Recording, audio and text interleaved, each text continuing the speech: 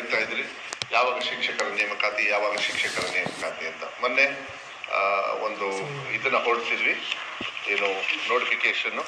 ಅದರಲ್ಲಿ 23/10. ಯಾಕೆಂದ್ರೆ ನನಗೆ ಭಾಳ ಹೆಮ್ಮೆ ಇದು.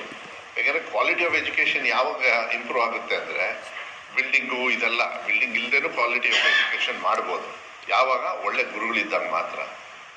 ಗುಡಿಯಲ್ಲಿ ದೇವರೇ ಇಲ್ಲ ಅಂದರೆ ಯಾರಿಗೆ ಹೋಗಿ ಬೇಡ್ಕೊಳ್ತೀರಿ? ಪೂಜಾರೇ ಇಲ್ಲ ಅಂದರೆ ಕಷ್ಟ ಆಗ್ಬಿಡುತ್ತೆ. ಹಾಗೆ ಗುರುಗಳು ಬೇಕಾಗ್ತದೆ. ಅದು ಶಾರ್ಟೇಜು ಕೂಡ ಇದೆ, ಇಲ್ಲ ಅಂತ ಹೇಳಲ್ಲ.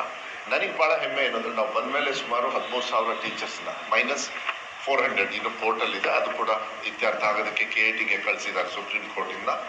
ಪ್ಲಸ್ ಇನ್ನೂ 13,000 PUC ಎಲ್ಲದು ಸೇರಿ ಟೀಚರ್ಸ್ನ ರಿಕ್ರೂಟ್ಮೆಂಟ್ನ ಯಾರು ಪಾಪ ಕಲಿತು ಇವತ್ತು ಅಪೇಕ್ಷೆನ ಪಡ್ತಾ ಇದ್ದಾರೆ, ಅವರು ಕಷ್ಟಪಟ್ಟು ಓದಿ ಕೆಲಸ ಬೇಕು ಅಂತ ಹೇಳಿ ಕಾಯ್ತಾ ಇದ್ದಾರೆ ಜನರಿಗೆ. ಅವ್ರಿಗೆ ನೋಟಿಫಿಕೇಶನ್ನ ಕಾಯಲೇ ಇಲ್ಲ. ಅದಕ್ಕೆ 23/10 ಅಲ್ಲಿಂದ 9/11 ಅವರಿಗೆ ಅಪ್ಲಿಕೇಶನ್ ಹಾಕಕ್ಕೆ ಸುಮಾರು ಒಂದು ತಿಂಗಳಲ್ಲ, ಒಂದು 15 ದಿವಸ ನಾವು ಸಮಯವನ್ನು ಕೊಡ್ತಾ ಇದ್ದೀವಿ. ಅದಾದಮೇಲೆ ಈಗ ಕ್ವಶನ್ ಪೇಪರ್ಸ್ ಎಲ್ಲ ರೆಡಿ ಆಗುತ್ತೆ. 7ನೇ ತಾರೀಕು ಡಿಸೆಂಬರು ಎಕ್ಸಾಮ್ ಡೇಟು ಫಿಕ್ಸ್ ಆಗಿದೆ. ಪತ್ರಿಕೆ ಅದಾದಮೇಲೆ ಪತ್ರಿಕೆ 2 ಅಂತ ಹೇಳಿ ಒಂದಿದೆ, ಭಾನುವಾರ. ಇದು ಎರಡು ಪತ್ರಿಕೆ ಬರುತ್ತೆ, ಬೆಳಗ್ಗೆ ಒಂದು, ಸಾಯಂಕಾಲ ಒಂದು. It is a form TET ಅಂತಾರೆ, ಟೀಚರ್ ಎಂಟ್ರೆನ್ಸ್ ಟೆಸ್ಟ್ ಅಂತನೋ CET ಬೇರೆ. ಅದಾದಮೇಲೆ TET. ಇದು TET ಇಸ್ ಕಂಪಲ್ಸರಿ. TET ಮಾಡಿದರೆ ಅಲ್ಲಿ ಕ್ವಾಲಿಫೈ ಆಗಬೇಕು. ಅದಾದಮೇಲೆ CET.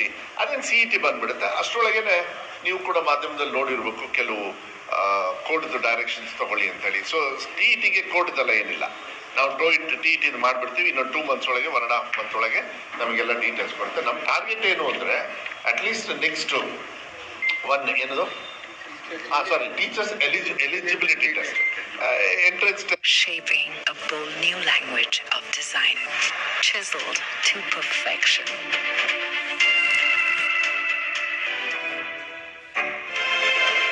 Seamless, flawless. ಅದು ಬೇರೆ, ಎಂಟ್ರೆನ್ಸ್ ಟೆಸ್ಟ್ ಬೇರೆ.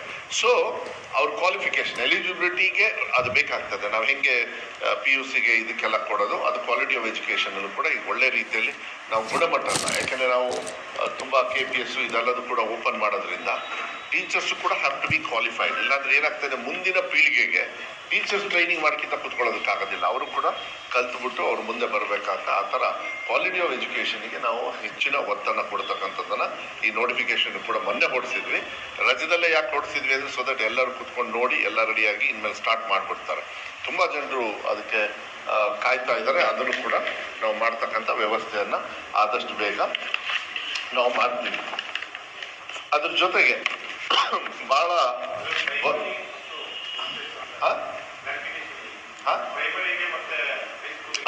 ಅದನ್ನ ಈ TETಗೆ ಅದಕ್ಕೇನು ಇದ್ರೊಳಗೆ ಬಂದ್ಬಿಡುತ್ತೆ. ಅದನ್ನ ಈ ರ್ಯಾಷನಲೈಸಿಂಗ್ ಮಾಡೋದ್ರಿಂದ ನಾವು ಏನು ಟೀಚರ್ಸ್ದು ಮತ್ತೆ ಎಷ್ಟೊಂದು KPS ಅನೌನ್ಸ್ ಮಾಡಿದ್ರು, ಅದಕ್ಕೆ ನಾನು ಬರ್ತೀನಿ. ಅವಾಗ ಟೀಚರ್ಸ್ ವೇಸ್ಟ್ ಆಗಿಬಿಡ್ತಾರೆ. ಪ್ರೈಮರಿ ಟೀಚರ್ಸ್ ಜಾಸ್ತಿ ಇದ್ದು, ಹೈಸ್ಕೂಲ್ ನಮಗೆ ತೊಂದರೆ ಇದೆ. ಹೈಸ್ಕೂಲು ಮತ್ತು PUCಯಲ್ಲಿ gazetted we are having, and special teachers. So ಎಲ್ಲ ಕೆಟಗರಿಗೂ ಇರೋದ್ರಲ್ಲೇ ನಾವು ಸಮಾನತೆಯನ್ನು ತರೋದಕ್ಕೆ, ರ್ಯಾಷನಲೈಸ್ ಮಾಡೋದಕ್ಕೆ ಹೊಸ ಕಮಿಷನರ್ ಬೇರೆ ಬಂದಿದ್ದಾರೆ, ವಿಕಾಸ್ ಅಂತ ಹೇಳಿ, ಕಿಶೋರ್ ವಿಕಾಸ್. ಅವರಿಗೆಲ್ಲ ಈಗ ಡೈರೆಕ್ಷನ್ಸ್ ಕೊಟ್ಟಿದ್ದೀನಿ. Tomorrow also we are working. ನಾಳೆ ನಾನು ಇವತ್ತು ವಾಪಸ್ ಹೋಗಿ, ನಾಳೆ whole day we are working ಸ್ವಲ್ಪ ಸ್ಮಾಲ್ ಸ್ಟಾಫಲ್ಲಿ. ಯಾಕೆಂದರೆ ಒಂದು ಬ್ಯಾಲೆನ್ಸಿಂಗ್ ಆ್ಯಕ್ಟ್ ಮಾಡಬೇಕಾಗ್ತದೆ. ತೊಂದರೆ ಇನ್ನೂ ಇರ್ತದೆ. ಇನ್ನೊಂದು ನೆಕ್ಸ್ಟ್ ರಿಕ್ರೂಟ್ಮೆಂಟಿಗೆ ನಾನು ಮಾನ್ಯ ಮುಖ್ಯಮಂತ್ರಿಗಳು ಹೇಳ್ಕೊಂಡಿದ್ದೀನಿ, ನೆಕ್ಸ್ಟ್ ಇಯರು ನನಗೆ ಕೊಟ್ಬಿಡಿ ಇನ್ನೊಂದು ಸ್ವಲ್ಪ ರಿಕ್ರೂಟ್ಮೆಂಟು. ಆಯಿತು, ನೋಡೋಣ, ಬಜೆಟ್ ಸಿಚುವೇಶನ್ ನೋಡ್ಕೊಂಡು ಮಾಡೋಣ. But I am very thankful.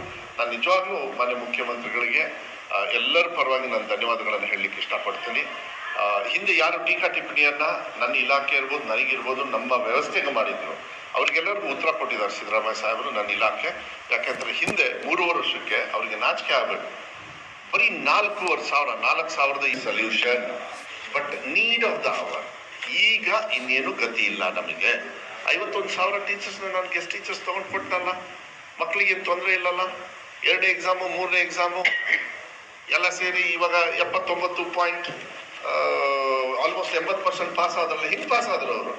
ಇನ್ನು ಕಾಪಿ ಹೊಡೆದು ಪಾಸ್ ಆದ್ರಾ? ಟೀಕಾ ಟಿಪ್ಪಣಿ ಮಾಡಿದ್ರಲ್ಲ ಕೆಲವರು, ಕಾಪಿ ಹೊಡೆದೇ ಪಾಸ್ ಮಾಡಿದ್ರು, ಅವ್ರು ಕಾಪಿ ಹೊಡೆದು ಪಾಸ್ ಮಾಡಿಸ್ತಾ ಇದ್ರು. ಯಾಕಂದ್ರೆ ಟೀಚರು ಕೊಡ್ತಾ ಇರಲಿಲ್ಲ, ಗೆಸ್ಟ್ ಟೀಚರು ಕೊಡ್ತಾ ಇರಲಿಲ್ಲ, ವ್ಯವಸ್ಥೆನೂ ಕೊಡ್ತಾ ಇರಲಿಲ್ಲ. ನಾವು ಕಾಪಿ ಹೊಡೆಯೋದು ನಿಲ್ಲಿಸಿದ್ವಿ, ಗೆಸ್ಟ್ ಟೀಚರ್ಸ್ ಕೊಟ್ಟಿದ್ದೀವಿ, ಪಾಠನೂ ಹೇಳ್ಕೊಡ್ತಾ ಇದೀವಿ. ಒಂದು ವ್ಯವಸ್ಥೆ ಎಲ್ಲದೂ ಒಂದೇ ಸತಿ ಮಾಡೋದಕ್ಕಾಗೋದಿಲ್ಲ, ಅದು ಒಂದು ಹಂತಕ್ಕೆ. ಆದರೆ ವೆರಿ ಹ್ಯಾಪಿ, ನನಗೆ ಭಾಳ ಹೆಮ್ಮೆ ಇದೆ. 2 ವರ್ಷದೊಳಗೆ ಸುಮಾರು 16,000 ಟೀಚರ್ಸ್ನ ನಾವು ರಿಕ್ರೂಟ್ಮೆಂಟು ಮಾಡ್ತಾ ಇದ್ದೀವಿ. ಮುಂದಿನ ಅಕಾಡೆಮಿಕ್ ಇಯರ್ ಒಳಗೆ, ಇನ್ನೂ ಮುಂಚೆನೂ ಬೇಕಾದ್ರೆ ಫೆಬ್ರವರಿಗೆ ಸಿಕ್ಕರೇನು ನೋ ಪ್ರಾಬ್ಲಮ್, ನಾನಂತೂ ರೆಡಿ ಇದ್ದೀನಿ. ಅವ್ರಿಗೆ ಟೀಚಿಂಗು ಹೋಗ್ತಕ್ಕಂಥ ವ್ಯವಸ್ಥೆಯನ್ನು ನಾವು ಮಾಡ್ತಕ್ಕಂಥದ್ದು. ಅವ್ರು 3.5 ವರ್ಷಕ್ಕೆ 4,780. ನಾವು 2.5 ವರ್ಷದ ಒಳಗೆ ಸುಮಾರು 13 + 13 2 ಸೇರಿದರೆ 26,000 ಟೀಚರ್ಸ್ನ ರಿಕ್ರೂಟ್ ಮಾಡ್ತಕ್ಕಂಥದ್ದಕ್ಕೆ ನಾವು ಮಾಡಿದ್ದೀವಿ. ಅದು ಕಂಪ್ಲೀಟ್ ಆಗೋದು ಇನ್ನೊಂದು 3-4 ಮಂತ್ಸ್ ಆಗ್ಬೋದು. ಆದರೆ ದಟ್ಸ್ ರನ್ನಿಂಗ್ ಪ್ರಕ್ರಿಯೆ, ಯಾವನ್ನೂ ನಿಲ್ಸೋಕ್ಕಾಗಲ್ಲ ಇದೆ. ಕರೆಕ್ಟಾ? ಸೊ ನಮ್ಮ ಸಾಧನೆ ಏನು ಅಂತೇಳಿ ಕೇಳ್ತಾರಲ್ಲ, ಇದೆ. ಯಾರ್ಯಾರು ಟೀಕಾ ಟಿಪ್ಪಣಿ ಮಾಡಿದ್ರು ನಿಮ್ಮ ಮಕ್ಕಳ ಭವಿಷ್ಯಕ್ಕೋಸ್ಕರ ನಾನು ಟೀಚರ್ಸ್ ತೊಗೊಂಡಿದ್ದೀನಿ ಅಂತ ಅವ್ರಿಗೆ ಬರ್ಕೊಳ್ಳಿ. ಇಲ್ಲಾಂದ್ರೆ ಅವ್ರ ಮಕ್ಕಳ ಭವಿಷ್ಯ ಹಾಳು ಮಾಡಿದ್ದಾರೆ ಅವರು. ಆ ಭವಿಷ್ಯನ ಉದ್ಧಾರ ಮಾಡ್ತಾ ಇದೀವಿ ನಾವು ಕಾಂಗ್ರೆಸ್. ಅದ್ರ ಜೊತೆಗೆ ಏಡೆಡ್ ಶಾಲೆ, ಅದು ಇನ್ನೊಂದು ನೋಟಿಫಿಕೇಶನ್ ಈಗ ಕೊಡಿಸ್ತೀವಿ. ದಟ್ ಈಸ್ ಫಾರ್ ಏಡೆಡ್ ಶಾಲೆಗಳಿಗೆ. ಅವರು ಕೂಡ ಸುಮಾರು ಐ ಥಿಂಕ್ 6,000 ಒಳಗೆ ಬರುತ್ತೆ. 2016ರಿಂದ 2020ವರೆಗೂ ಟೀಚರ್ಸ್ ರಿಕ್ರೂಟ್ಮೆಂಟಿಗೆ ಬಜೆಟ್ ಓಕೆ ಮಾಡಿದೆ. ಅದನ್ನು ಕೂಡ ತಗೊಳ್ತಕ್ಕಂಥ ವ್ಯವಸ್ಥೆಯನ್ನು. ಮತ್ತು ಈ 13,000ದಲ್ಲಿ PUC ಒಂದು 800-900, ಮತ್ತು ಕಲ್ಯಾಣ ಕರ್ನಾಟಕ ಭಾಗ 500 ಚಿಲ್ಲರೆ, ಅಲ್ಲಿರೋದು 80% ತಗೊಳ್ಳೇಬೇಕು ಅಂತ ಹೇಳಿದ್ದಾರೆ. ಇನ್ನು 5,000 ಇಡೀ ರಾಜ್ಯದಲ್ಲಿ ಅವ್ರು ಎಲ್ಲಿ ಬೇಕಾದ್ರೆ ತಗೊಳ್ತಕ್ಕಂಥ ವ್ಯವಸ್ಥೆಯನ್ನು ಕೂಡ ನಾವು ಮಾಡ್ತೀವಿ. ಅದ್ರ ಜೊತೆಗೆ ಈ 4 ತಗೋಬೇಕು. ಓಕೆ, ಈ ಓಕೆ 4 ನೆಕ್ಸ್ಟು